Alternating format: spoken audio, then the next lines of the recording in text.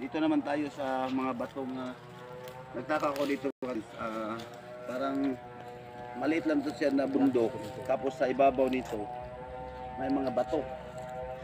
Nakasama to, isa to sa lupa na bilhin sa mga isang legit treasure hunter dito sa Bohol. So, ito na boulders, big boulders, BBM.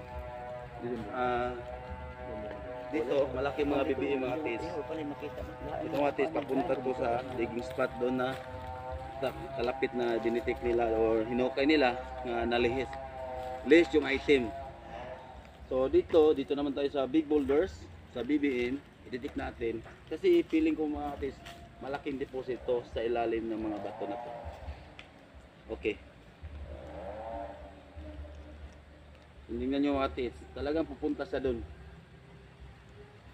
Tapos, galing dito, mag-ikot na yan. Hanggang dito mga tis.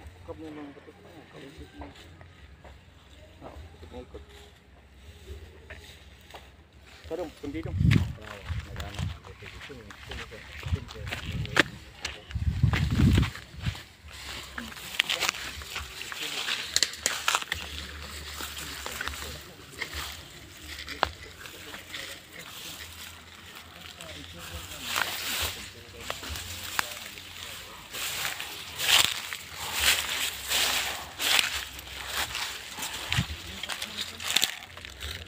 So, hindi tayo balik ta.